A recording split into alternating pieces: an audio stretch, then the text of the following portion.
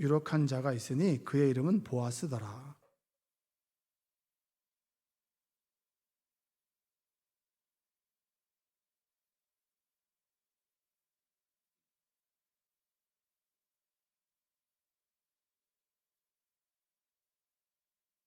룻이 가서 베는 자를 따라 밭에서 이삭을 줍는데 우연히 엘리멜렉의 친족 보아스에게 속한 밭에 이르렀더라.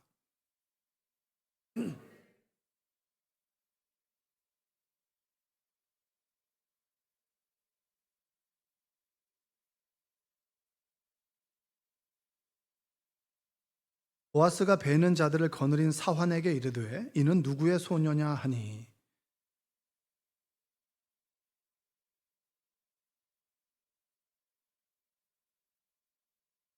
그의 말이 나로 베는 자를 따라 단 사이에서 이삭을 줍게 하소서 하였고 아침부터 와서는 잠시 집에서 쉰 외에 지금까지 계속하는 중이니이다.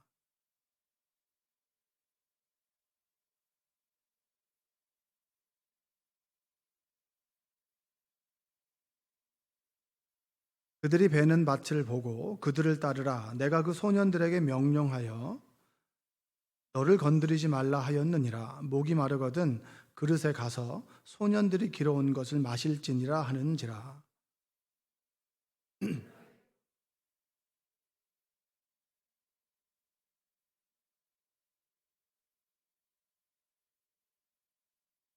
보아스가 그에게 대답하여 이르되 내 남편이 죽은 후로 내가 시어머니에게 행한 모든 것과 내 부모와 고국을 떠나 전에 알지 못하던 백성에게로 온 일이 내게 분명히 알려졌느니라.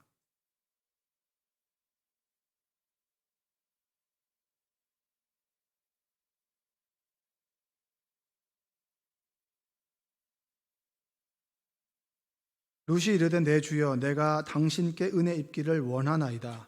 나는 당신의 하녀 중에 하나와도 같지 못하오나 당신이 이 하녀를 위로하시고 마음을 기쁘게 하는 말씀을 하셨나이다 하니라.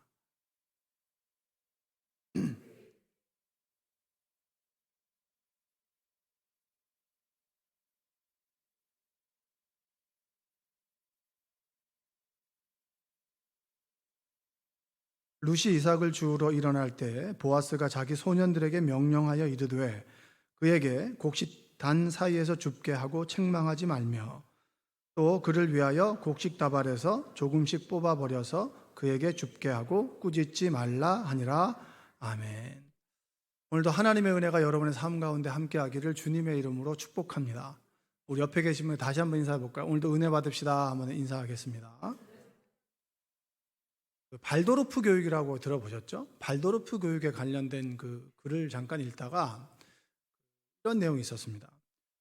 두세 살 정도 이제 된 아이들, 어린이집 선생님들이 기저귀를 갈아주잖아요. 기저귀를 갈아줄 때 그 아이에게 이제 기저귀를 갈아줄 거야, 이제 기저귀를 갈아줄 거예요. 이렇게 얘기를 하면 아이가 경직된 몸이 이완된다는 거예요. 그러니까 아이가 그 말을 인식하지 못한다라고 우리는 생각할 수 있지만 실제로는 아이에게 그렇게 이야기를 하면 아이가 몸을 열어준다는 거예요. 그래서 기저귀를 갈기 좀 편하게 아이의 몸을 이완시킨다는 거죠. 여러분도 뭐 아이들 다 키우셨겠지만 주로 보면은 엄마들이 아이들 기저귀 갈 때 아빠들은 그런 거 잘 못 봤어요. 아빠들은 뭐 이제 기저귀 갈아줄 거야 뭐 이렇게 얘기하는 거 못 봤는데 엄마들은 애하고 뭔 얘기를 막 하잖아요. 아유 뭐 많이 짓물렀네 뭐 이렇게 얘기하기도 하고 배고팠구나 뭐 이렇게 얘기하기도 하고 뭐 존댓말도 쓰기도 하잖아요. 아이고 우리 힘들었구나 뭐 이렇게 얘기하기도 하고 뭐 존댓말도 하고 이렇게 여러 가지 얘기를 하잖아요. 근데 그걸 보면은 엄마가 아이를 존중한다는 느낌이 들어요. 얘가 뭔 말을 알아듣겠어라고 하지만 그렇게 대화하는 걸 들어보면 아예 눈을 보고 얘기를 하잖아요. 눈을 보고 얘기를 하면 아이가 그걸 또 알아듣고 엄마하고 아이하고 교감이 있는 것. 그러니까 어른인 엄마가 조그만 아이, 엄마에게 의존해 살아갈 수밖에 없는 그 아이를 존중해주고 그리고 배려해주는 말들을 많이 하잖아요. 아이를 키워보신 분들은 알죠. 아이를 안 키워보신 분들은 주로 개한테도 그렇게 하잖아요. 개한테도 요즘에 뭐 자식처럼 대하니까 자 기저귀를 갈아줄 거예요 이렇게 하면서 턱 치기도 하고 그렇게 하겠죠. 그렇죠?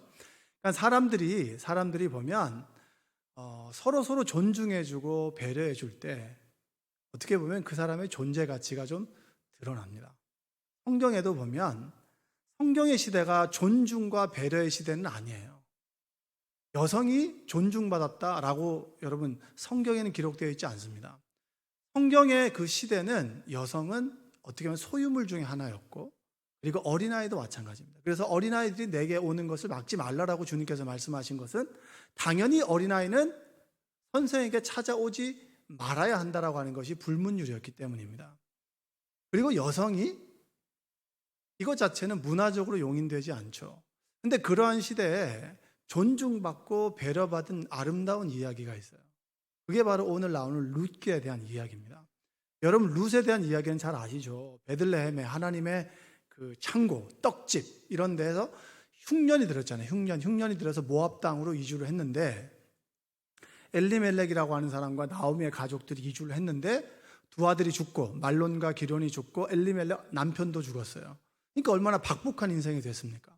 근데 그 아들 둘은 모압 땅에서 며느리를 얻었단 말이에요. 아내를 얻었단 말이죠. 아내를 얻은 상태에서 자식도 없이 다 죽어버렸어요. 그러니까 갑자기 나오미가 온 가족이 이주해서 갔는데, 다복한 가족이 흉년을 피해서 갔는데 더 큰 흉년을 만난 거예요. 그러니까 어떻게 해요? 내가 살기도 힘들고 그 다음에 이 둘 남은 며느리도 살기가 힘든 거예요. 그러니까 어떻게 해요? 며느리에게 너네들 집으로 가라 이렇게 얘기를 하죠. 내 처지도 참 불쌍하지만 얘네들은 아직 젊잖아요. 젊은 이 며느리를 볼 때 얼마나 마음이 그랬겠어요. 그래서 나오미가 그 며느리들을 배려하죠. 그들의 인생을 존중해 줍니다. 그게 이제 16절이에요. 16절 한번 읽어볼까요? 롯이 이르되 내게 어머니를 떠나며 어머니를 따르지 말고 돌아가라. 강권하지 마옵소서. 어머니께서 가시는 곳에 나도 가고 어머니께서 머무시는 곳에서 나도 머물겠나이다.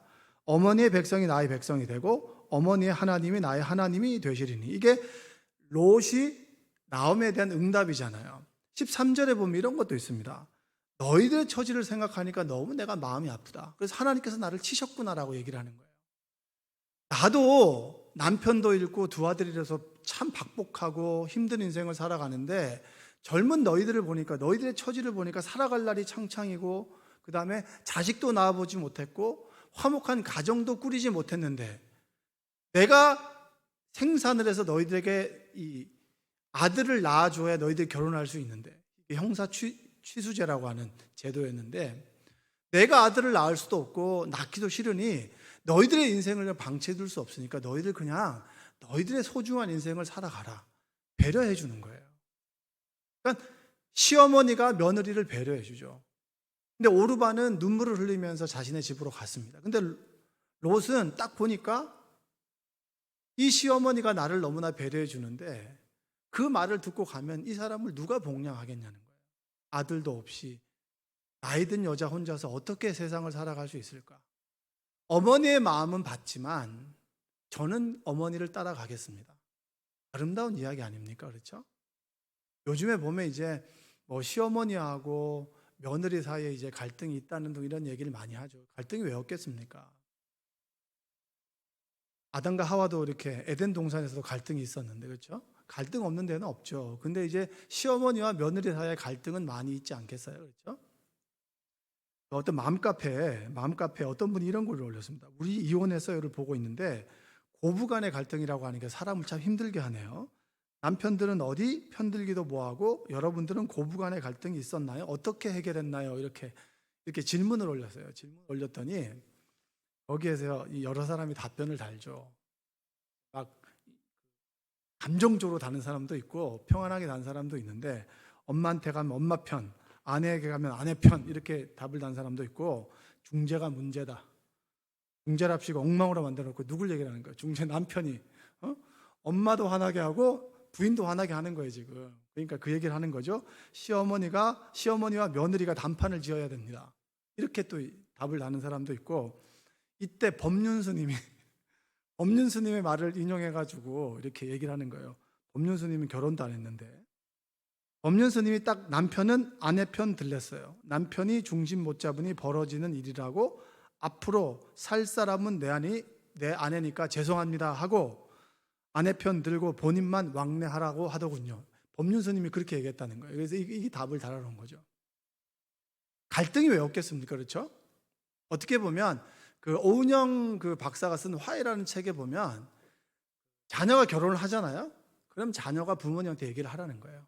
이제는 결혼도 했고 내 인생을 내가 살아가겠으니 우리 인생을 우리가 스스로 살아가겠습니다. 어머니는 이제 참견하지 않으셔도 됩니다 라고 정확하게 얘기하라는 거예요. 근데 여러분 이 얘기를 들으면 어머니의 마음은 어때요? 섭섭해요? 후련해요? 섭섭하잖아요. 섭섭한데 중요한 것은 뭐냐면 교육학자들이나 그 다음에 자녀를 키우는 뭐 교육서들 보면 저도 이제 예전에 어머니 그 기도회나 이런 거 할 때 보면 그런 뭐 성경적 부모 교실 이런 거 보면 첫 번째가 부모는 자식을 떠나보내야 됩니다라고 얘기합니다. 근데 떠나보내는 게 사실 쉽지는 않잖아요. 근데 부모는 자식을 떠나보내야 되고 그 다음에 자식은 부모에게 독립을 해야죠. 그렇죠? 서로 이게 배려하고 존중하고 이게 맞아떨어져야 사실은 갈등이 해결이 되는데 부모는 떠나보내고 싶은데 자식은 자꾸 의존하려고 그래. 경제적으로는 독립하지 않고 의존하는데 생각으로는 자꾸 독립하려고 그래. 돈은 달라고 하고 내 삶은 건드리지 말라고 해. 이게 문제가 생기는 거 아니겠습니까? 뭐 시어머니와 자식 간의 갈등, 이 갈등의 모든 뭐 문제 해결책은 잘 모르겠지만 중요한 것은 부모는 자식을 존중하고 또 자식은 부모를 존중한다면 해결의 실마리는 있겠죠. 롯과 그리고 이 나오미도 그랬지 않습니까? 롯은 어머니의 마음을 받아들이고 존중했고 그리고 시어머니는 며느리를 존중했습니다. 이게 존중의 이야기죠. 이들이 존중하는 두 시어머니와 며느리가 이제 베들레헴으로 들어갔어요. 들어가고 난 다음에 이제 보니까 먹고 살 게 막막하잖아요. 그렇죠? 먹고 살 게 막막하니까 여러분 굉장히 좀 이게 분위기가 저하고 멀게 느껴지는데 제가 지금 허공에다 대고 얘기하는 것 같아요. 여러분도 그렇게 느끼세요? 그 설교 시작하기 전부터 조는 분도 계시고 그래가지고 제가 마음이 굉장히 어렵습니다. 옆에 계신 분에게 우리 잘 들읍시다 한번 인사 한번 하겠습니다. 네? 그리고 웃으려면 웃으시고 우리가 아멘을 하려면 아멘을 하시던가. 예를 들면 아멘이 아니고 아 하고 끝나는 느낌이에요. 아시겠죠? 그러니까 여러분 이거 호흡이니까 좀 이렇게 여러분 호응 좀 해주시고 그리고 구경하듯이 저를 쳐다보지 마시고 또 괜히 또 합창단 공연 보러 왔는데 목사님 혼자 설교하니까 기분 나빠도 기분 나쁜 채 하지 마세요. 저도 마음이 괴로워요. 저도 합창 들으려고 준비했었단 말이죠. 날벼락을 맞아가지고 제가 설교 준비를 해놨긴 해놨지만 이렇게 준비를 한 건데 롯과 그 다음 나오미가 베들레헴으로 갔습니다. 먹고 사는 것이 막막하죠. 막막하니까 어떻게 해요? 나오미가 일해야겠어요? 아니면 롯이 일해야겠어요? 롯이 일하는 거예요. 롯이 이제 일하러 가는 거죠. 저는 이 본문을 읽을 때마다 참 내 인생이 롯 같다라고 생각해 본 적 많아요. 룻이죠. 죄송합니다. 룻? 제가 롯이라고 그랬죠. 저도 지금 아직 멍합니다. 멍해야죠. 제 아내가 아마 제일 답답해 할 거예요. 왜 자꾸 룻을 롯이라고 하나. 적고 있을지도 몰라요. 당신은 어떻게 룻을 롯이라고 10번을 해. 이렇게 얘기할 수도 있는데 죄송합니다. 룻이 제 인생이 룻과 같다라고 생각해 본 적 참 많이 있어요. 여러분들도 한번 그렇게 생각해 본 적 있으실 거예요.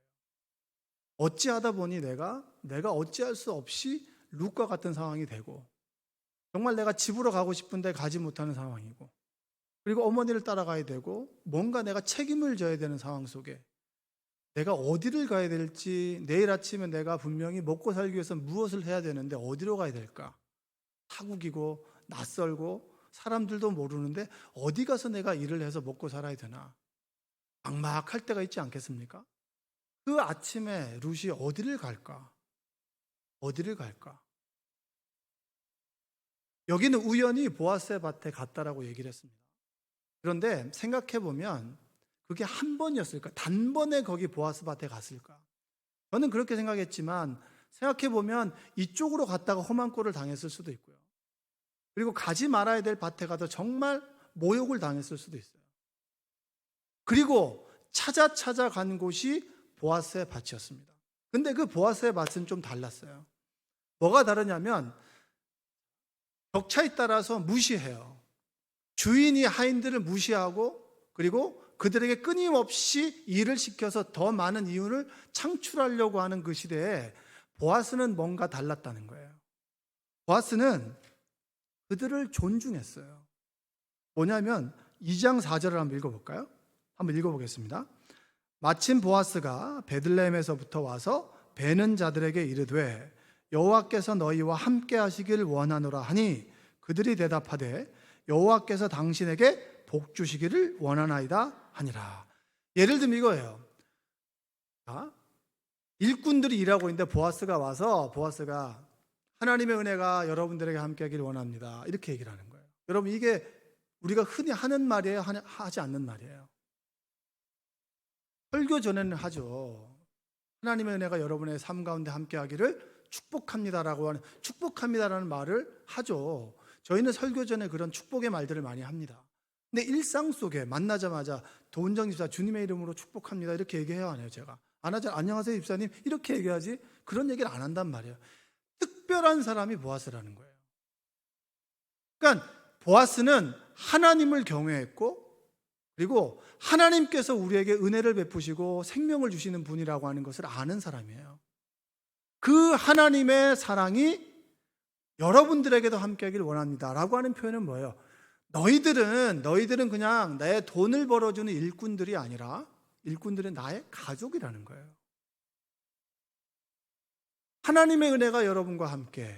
여러분, 제가 이제 군대에 있을 때 그때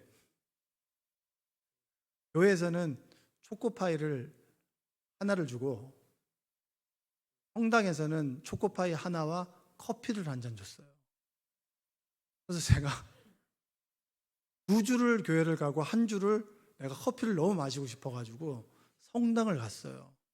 성당을 갔는데 그 신부님이 하나님의 은혜가 여러분과 함께 뭐 계속 쭈글쭈글하다가 왔다 일어섰다 앉았다 일어섰다 볼 수가 없는 거예요. 피곤한데. 그러니까 그때 성당에 갔을 때 처음으로 제가 미사를 드린 거죠. 그때 이제 신부님이 오자마자 이렇게 얘기해요. 하나님의 은혜가 여러분과 함께, 그럼 여기 있는 사람들이 목사님과 함께 하길 바랍니다 이렇게 인사하거든요. 똑같은 거예요. 하나님의 은혜가 여러분과 함께 했으면 좋겠습니다. 왜냐? 너희들은 일꾼이 아니라 나의 가족이기 때문에. 그러니까 보아스 밭은 다른 밭과 달랐어요. 룻이 볼 때 이 보아스라는 사람은 축복해 주는 거예요. 일꾼들을 무시하고 하대하는 것이 아니라 존중해 주는 거예요. 그들의 삶을 배려해 주는 거죠. 자, 8절과 9절 한번 읽어볼까요? 2장 8절과 9절 읽겠습니다. 보아스가 룻에게 이르되 내 딸아 들으라. 이삭을 주우러 다른 밭으로 가지 말며 여기서 떠나지 말고 나의 소녀들과 함께 있으라. 그들이 베는 밭을 보고 그들을 따르라.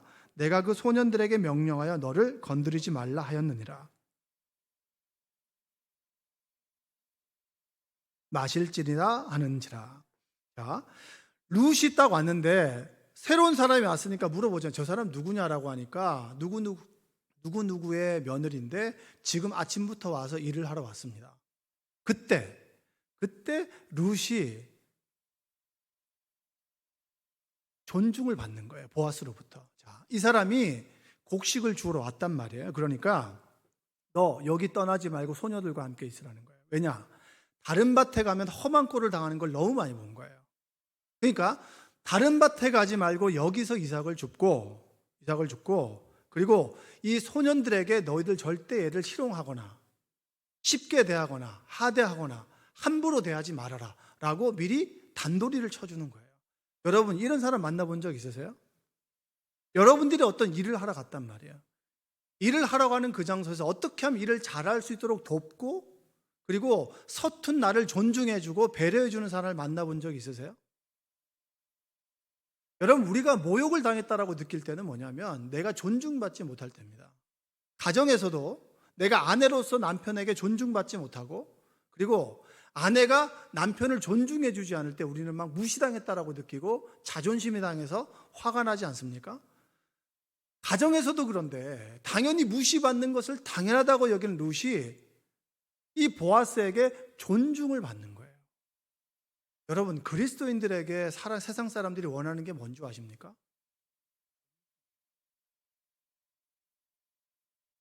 세상 사람들이 나를 어떻게 대한다 할지라도 나를 존중해 주는 거. 있는 그대로를 인정해 주고 내 삶을, 내 인격을 존중해 주는 거. 내가 비록 맥락이 없는 말을 한다 할지라도 그래, 그럴 수 있어 라고 그 이야기를 들어주고 나의 인격을 존중해 주는 사람을 원하는 거예요. 교회는 서로 존중하는 것을 배우는 것이고 서로 존중하는 것을 훈련해 주는 것이 바로 교회입니다. 여러분, 존중하는 여러분 되시기 바랍니다. 옆에 계신 분에게 한번 고백해 보세요. 제가 당신을 존중합니다.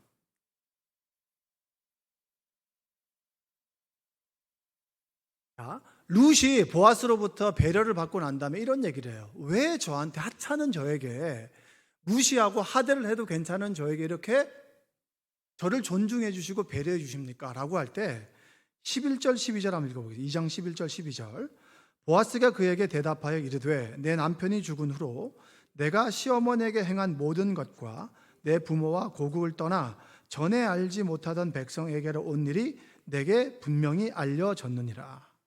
여호와께서 내가 행한 일에 보답하기를 원하며 이스라엘 하나님 여호와께서 그의 날개 아래 보호를 받으러 온 내게 온전한 상 주시기를 원하노라 하는지라. 보아스가 보기에는 네가 한 행동이 너무나 값지고 귀하다. 하나님께서 너의 행동을 기뻐하시는 거야.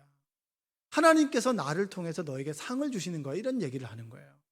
여러분, 일하러 갔어요. 어제는 다른 밭에 가서 정말 모욕이란 모욕을 당했어요. 먹고 살기 위해서 꾹 참고 정말 입술을 깨물고 하루를 버티고 양식을 얻어서 왔습니다. 그런데 보아스 밭에 왔더니 무시를 당하고 욕을 먹을 줄 알았는데 이 사람을 따라다니라고 그러고, 그리고 우락부락하는 사람에게 이 사람 괴롭히지 말라고 그러고, 네가 한 행위가 정말 귀하고 복되니까 하나님께서 복 주실 거라고 축복해주고, 이 주인은 나뿐만이 아니라 다른 사람도 축복해 주는 거예요. 만약에 룻만 축복해 줬다면 의도가 있겠다라고 생각할 수 있죠.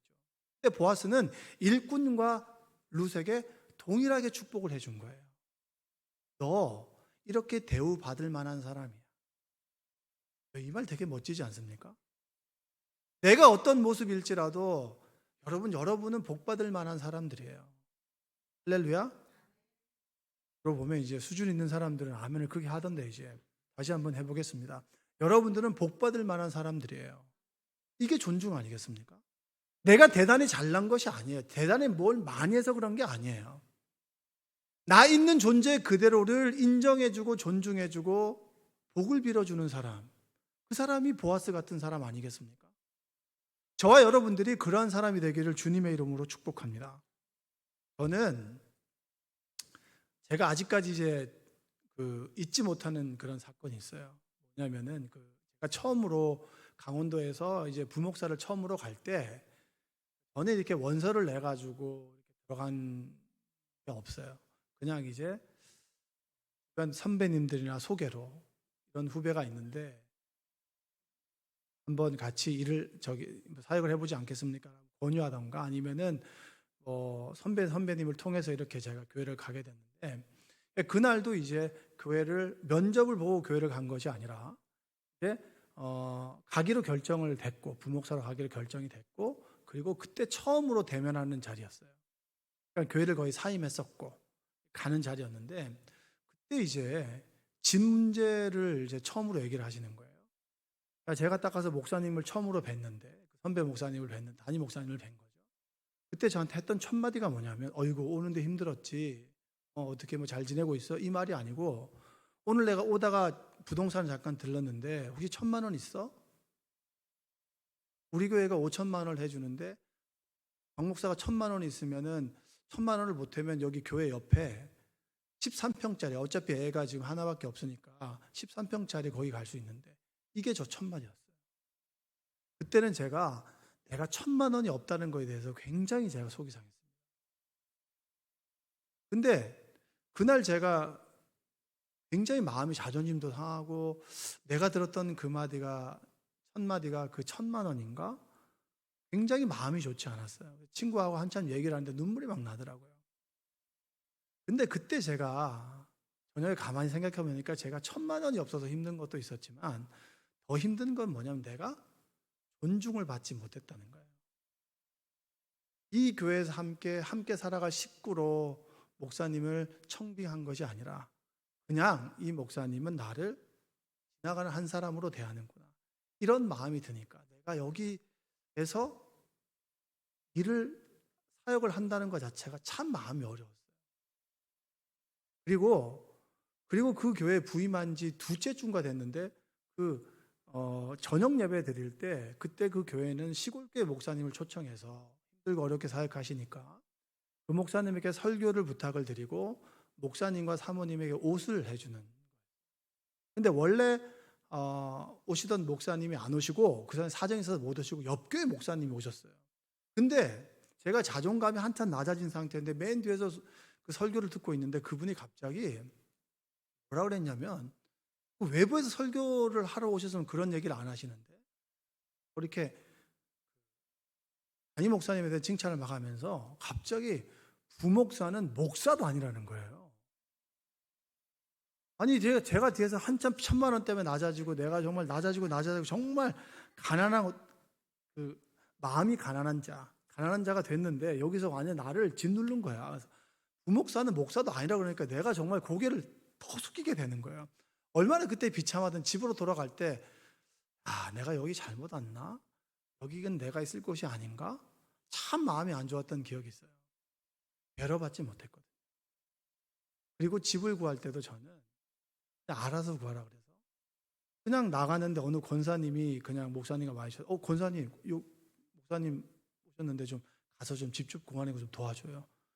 근데 그 권사님이 한숨을 쉬는 거예요. 왜 미리 얘기하지 않아서 시키느냐고 얘기하면서 그래서 결국은 부천에 있었는데 인천에서 집을 얻어서 왔다 갔다 했거든요. 그때 제가 마음이 너무 안 좋았어요. 그래서 항상 그게 저에게는 제 마음에 조금 상처가 됐던 거죠.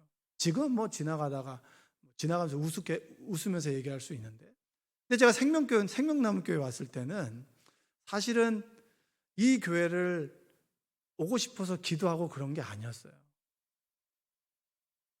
어떻게 보면은 유홍규 목사님의 말씀도 있었고 또 목사님의 그 권유도 있었겠지만 사실은 마음을 정하지 못한 상태에서 왔는데 목사님이 갑자기 오자마자 집을 보러 가자고. 집을 보러 가서 집을 3군데를 보고 이 집이 제일 낫겠다고. 근데 그게 너무 감사했어요. 집사님과 같이 집을 보러 가라는 것도 아니고 같이 움직여서 이 집은 이게 좋고 이 집은 이게 좋고 이게 바로 계약을 하라는 거예요. 그래서 계약을 하면서 바로 마음이 정해진 거예요. 사실. 그때 내가 느꼈던 마음이 뭐냐면 내가 존중받았구나. 내가 이 교회에서 이 목사님에게 존중받고 배려를 받고 있구나. 저는 그게 참 좋았어요. 여러분 굉장히 우리가 쉽게 넘어갈 수 있잖아요. 그렇죠? 우리가 아무렇지도 않게 할 수 있는 그 전에 그 목사님이 아기를 가지고 얘기했습니까? 전혀 그렇지 않아요. 아기를 갖고 한 건 아니에요. 참 좋은 분이었어요. 근데 무심코 던진 그 첫 마디가 저에게는 내가 여기에는 그렇게 대단한 존재가 아니구나. 그냥 여기는 한 퍼즐의 한 조각일 뿐이겠구나. 그런데 생명나무교회에서는 내가 가족으로 대우받고 있구나. 소중한 사람이구나. 내가 존중받고 있구나. 여러분 우리가 살아가면서 내 존재 가치를 느낄 때는 누가 나를 존중해 줄 때입니다. 누군가가 나를 존중해 주고 누군가가 내 말에 귀를 기울여 주고 누군가가 나를 배려해 줄 때 비로소 우리는 삶의 가치와 의미를 느낄 수가 있는 거예요. 루시 보아스와의 관계 속에서 뭘 느꼈을까요? 그걸 느끼지 않았겠어요? 내가 정말 하찮은 사람이라고 여겼는데 이 보아스는 나를 귀하게 대접해 주는구나. 너 귀한 사람이야. 네가 한 행동, 네가 시어머니에게 한 행동은 하나님께서 너를 복 주실 행동이야. 너 아주 귀한 사람이라 이렇게 존중해 주는 거예요. 전 여러분들이 여러분의 남편을 존중해 줬으면 좋겠습니다. 아멘을 안 하시네. 존중받을 짓을 해야죠. 월급이라도 많이 받아와야죠. 이게 아니라 그냥 내 남편 있는 그대로를 존중해 주는 여러분들 되셨으면 좋겠습니다. 근데 남편이 여러분들을 존중해 주지 않아요? 하나님께서 존중해 주실 거예요. 이게 내가 존중해 주면 존중이 와야 되는데 내가 존중해 주면 더 무시해. 그래서 우리가 존중 안 하는 거 아니겠습니까? 상대방의 반응이 어떻든지 간에 내가 그 사람을 존중하면 그 사람은 나를 존중해 주는 거예요. 여러분, 그리스도인들의 영향력이 뭘까요? 세상 사람들이 우리에게 보고자 하는 게 뭘까요? 차는 사람이야. 별로 세상으로 보면 대우받지 못해. 그러나 그 사람을 존중해 주는 거예요. 귀하게 여겨주는 것이 바로 그리스도인의 모습 아니겠습니까? 나오미가 집으로 갔을 때 너 누구 밭에서 일했니? 보아스 밭에서 일했습니다. 야, 보아스는 우리가 베들레헴에 있을 때도 우리 가족에게 잘해주더니 우리가 지금 다 망하고 돌아왔을 때도 잘해주는구나. 야, 그래. 너 좀 시집 좀 보내자. 밤 늦게 이제 보아스가 타작마당에서 이제 밀을 까불다가 밀을 막 이제 솎아내다가 거기서 텐트를 치고 아마 잠을 잘 거야. 그러면 네가 새벽녘에 그 발제 이불 속으로 쏙 들어가. 두려워하지 말고 보아스는 잘 받아줄 거야. 여러분, 루시 보아스의 그 이불 속으로 들어갈 때 마음이 어떨까요? 날 어떻게 생각할까? 수많은 생각, 날 쉬운 여자로 생각하지 않을까? 또 이렇게 수많은 생각을 했겠죠. 근데 보아스는 그에게 어떻게 대했냐면 이렇게 대합니다. 한번 읽어보겠습니다. 2장 13절의 말씀을 한번 읽어보겠습니다. 2장 10절과 11절. 그가 이르되 내 딸아 여호와께서 내게 복 주시기를 원하노라. 내가 가난하건 부하건 젊은 자를 따르지 아니하였으니 내가 베푼 인애가 처음보다 나중이 더하도다. 그리고 이제 내 딸아 두려워하지 말라. 내가 내 말대로 내게 다 행하리라. 내가 현숙한 여자인 줄을 나의 성읍 백성이 다 아느니라. 네가 보니까 젊은 남자를 쫓아가지 않고 여기 왔구나. 왜냐, 인척관계니까. 내가 그 가정을 책임져야 되는 것들도 보아스는 알거든요. 근데 그 속에서 여기서 얘기합니다. 네가 현숙한 여자라는 거예요. 여러분, 현숙한 여자가 그렇게 행동합니까? 그렇게 행동하지 않아요. 그렇게 행동하지 않죠. 어떻게 보면 꼬리치는 거잖아요. 우리가 좀 나쁘게 얘기하면.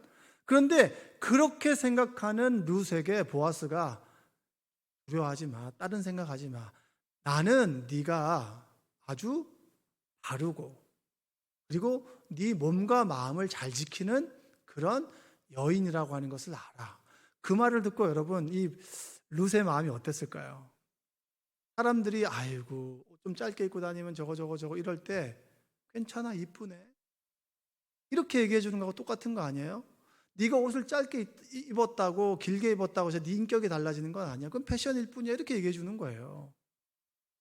머리를 노랗게 물들였단 말이에요. 머리를 노랗게 물들였다고 해가지고 아유 저거 날라리가 아니라 그냥 머리가 노란 아주 귀한 아이일 뿐인 거예요. 그렇게 보아스가 대접해 주는 거예요. 룻이 그 말을 듣고 얼마나 기쁘겠어요. 사사시대 레위인의 첩이 윤관을 당하고 죽는 그때, 베냐민 지파가 11지파에서 완전 몰살을 당하는 그 암흑의 시대에 보아스는 하나님의 은혜를 선포하고 축복하고 나와 함께 일하는 일꾼들을 가족으로 대하고 룻의 어려움들을 그냥 외면하지 않고 그를 아주 귀한 여인이라고 존중해주고 배려해주는 사람이 보아스였다고 하는 겁니다. 여러분들이 내가 만나는 어떤 사람들일지라도 우리 교회 공동체에서 만나는 사람들을 존중하고 귀히 여길 수 있는 사람 되시기를 주님의 이름으로 축복합니다. 존중이라는 것은 말이에요, 높여서 귀중하게 대한다는 거예요. 이 사람이 많이 배우지도 못했고 그리고 많은 재산을 가지고 있는 것도 아니에요. 건강이 좋지 않아요. 그러나 하나님의 구원받은 자녀잖아요. 그러면 존중해 주는 거예요. 나이 어린 청년들이 우리 교회에 있는 것이 얼마나 감사해요. 존중해 주는 거예요. 여러분 보세요. 수요예배 때 청년들 나왔잖아요. 얼마나 귀한 청년들입니까? 박수 한번. 올다가 일어나가지고 지금 왜 박수 받는지는 모르겠는데 하여튼 여기서 조는 것이 얼마나 감사합니까? 네? 청년들이 여기 나와서 봉사하고 찬양팀 여러분 얼마나 많아요. 이 김은석 집사님이 서가지고 제가 센터가 평균 키가 높아졌잖아요. 얼마나 감사합니까? 이런 분이 있다라고 하는 게 얼마나 감사해요. 존중하고 귀하게 여기는 것이 바로 그리스도인들의 모습이에요.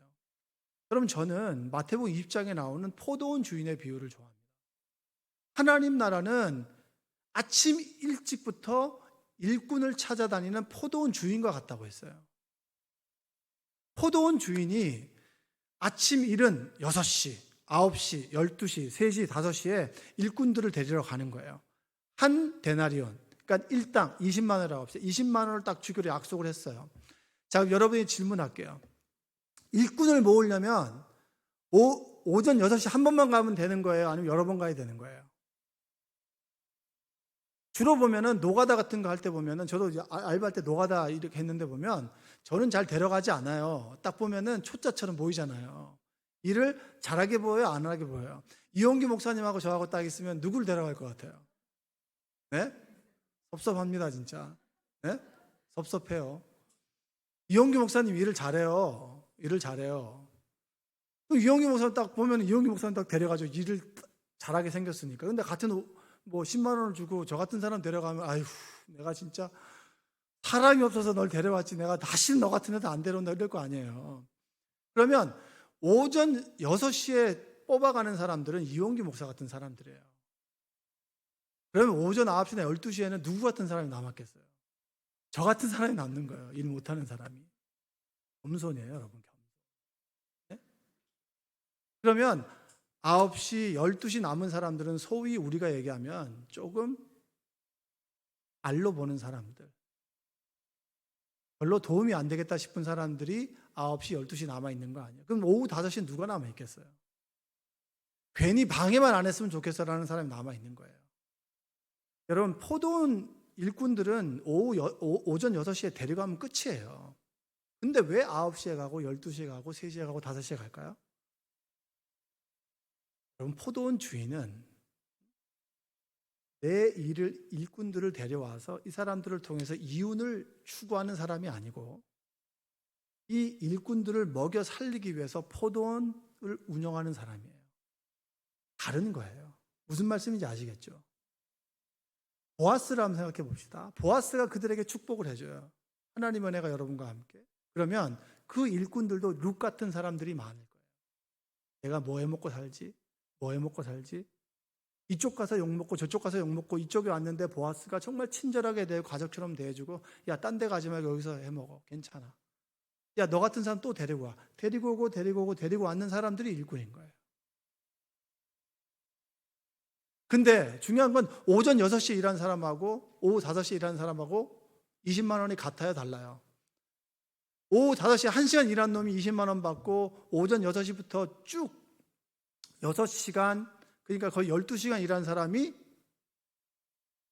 20만 원을 받으면 누가 제일 열받겠어요? 오전 6시에 일한 사람이 열받죠. 근데 주인이 그렇게 얘기합니다. 내가 너와 약속하지 않았냐? 너에게도 20만 원을 준다고 약속하지 않았냐? 왜 그러냐? 내 돈을 가지고 내 뜻대로 주는 것이 내 뜻이다. 일 잘하는 사람을 모아다가 포도원의 이윤을 창출하는 것이 그 주인의 목적이 아니라, 오늘 뭐 해먹고 살지, 내일 어떻게 살지 고민하는 사람들을 불러다가 먹여 살리기 위해서 포도원을 운영하는 사람이 포도원 주인이에요. 여러분, 오후 5시에 정말 우리 사회에서 잉여인간 같은 사람들, 적응하지 못하고 맨날 끈기 없어서 맨날 쫓겨나고 맨날 굶기 일수고, 그 사람에게도 가족이 있어요. 그럼 그 가족도 먹여 살려야 될 거 아니에요. 그러면 포도원 주인이 왜 오후 5시에 있는 사람들 데리고 오겠어요? 너희들 가족도 먹여 살려야 되지 않겠냐? 너만 먹고 사는 것이 아니라 너희들 가족도 먹여 살려야 되지 않냐? 그래서 20만 원을 준 거예요. 그게 상당히 줄이라고 하는 디카ion이라고 하는 뜻이에요. 여러분, 보아스도 그런 거예요. 보아스도 거기 있는 일꾼들은 어떻게 보면 잉여 인간들이죠. 이쪽에서 적응 못하고 저쪽에 적응 못한 사람들이 모여 와가지고 사람 만들어가는 곳이, 하나님의 은혜를 베풀어주고 하나님은 이런 사람이야 라고 하는 것을 보아스가 직접 보여줌으로 인간을 만들어가는 곳이 바로 그 농장인 거예요. 거기 룻이 들어왔던 거고요. 어찌 보면 여러분, 보아스도 그런 사람 아니었을까요? 보아스가 오후 5시 인생에서 은혜를 경험하고 난 다음에 이렇게 살면 안 되겠다. 내가 아침 일찍부터 게으르지 않고 일찍 부지런히 가서 일을 해야겠다. 내 가족을 먹여 살려야겠다. 그렇게 먹여 살리다 보니까 어느 순간에 내가 포도원을 운영하는 주인이 된 거 아니겠습니까? 자기가 그런 상황에 있다 보니까 내가 가난한 사람들을 정말 존중하고 대접하고 그 사람들을 하나님의 사람으로 만들어야겠다 라고 하는 사명을 가진 사람이 보아스 아니었겠어요? 여러분, 세상과 교회가 뭐가 다를까요? 세상의 지위가 교회 그대로 옵니까? 여러분, 우리 교인들 중에는 그런 분도 계실 거예요. 사회에서 높은 위치 우러러보고, 사회에서 별거 아닌 사람 여기 오면 아주 알로보고. 하나님의 나라는 그런 곳이 아닙니다. 이 교회는 여러분, 우리가 존중을 배우고 존중을 해주기 위해서 이 교회가 존재하는 거예요. 세상 누구도 나를 존중해 주지 않지만 이 교회에 오니까 누군가 나를 존중해 줘. 세상은 기브 앤 테이크인데 내가 여기 왔더니 내가 왔다는 이유만으로도 나를 대접해 주네. 이게 얼마나 감사한 거예요. 이번에 수련회 갔을 때 이제 그 고등학교 1학년 여자아이가 은혜를 받은 거예요. 은혜를 받은 거예요. 집회 때도 울고 찬양할 때도 울고 세족식 할 때도 울고 너무 좋았던 거예요. 그리고 그 고등학교 1학년 여자아이가 엄마한테 가서 이런 얘기를 했어요. 세상 친구들은 내가 해준 만큼만 해주는데 교회 사람들은 내가 아무것도 해준 게 없는데도 아무런 조건 없이 나한테 사랑을 베풀어 주네. 나도 그런 사람이 되고 싶어. 이런 얘기를 했다는 거예요. 세상은 늘 이만큼 해주면 이만큼을 받는 건데 교회는 왔더니 사랑을 퍼주는 거예요. 아무런 조건 없이. 나를 존중해 주는 거예요.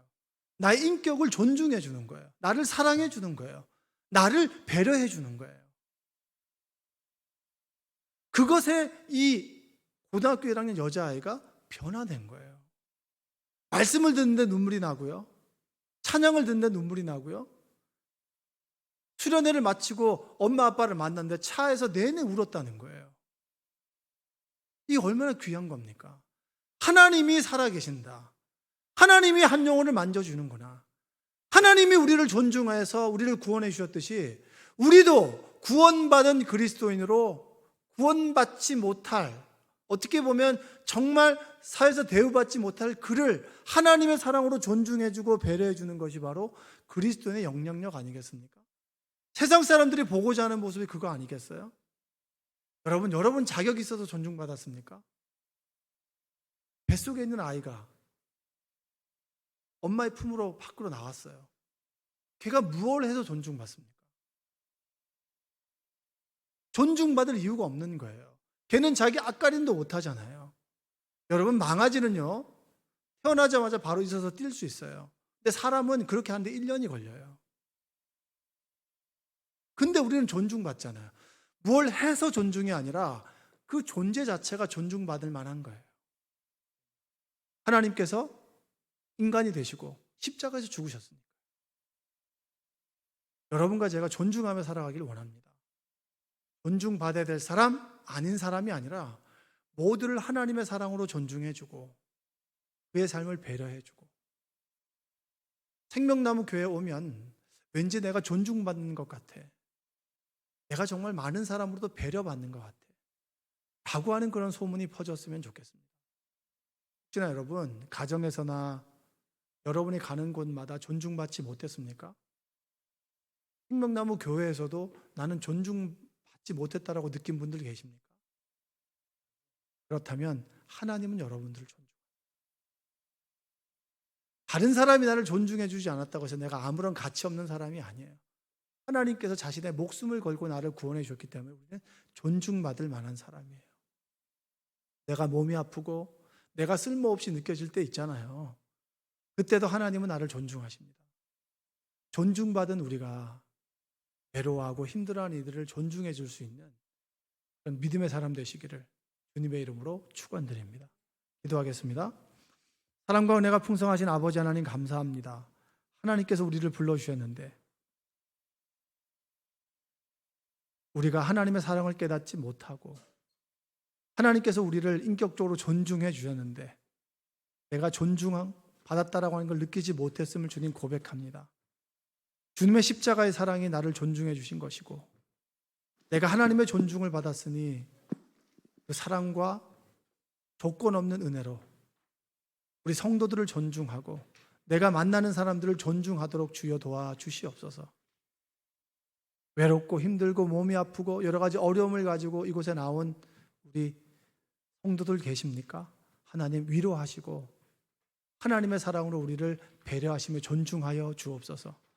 오늘도 찬양할 때 성령의 불과 같은 역사가 임하게 하여 주시고 그의 종이 안수할 때 성령께서 임하여 주셔서 하나님의 크신 은혜를 더하여 주시고 하나님께서 우리를 존중한다라고 하는 것을 뼛속 깊이 새기는 시간 되도록 주여 도와 주옵소서.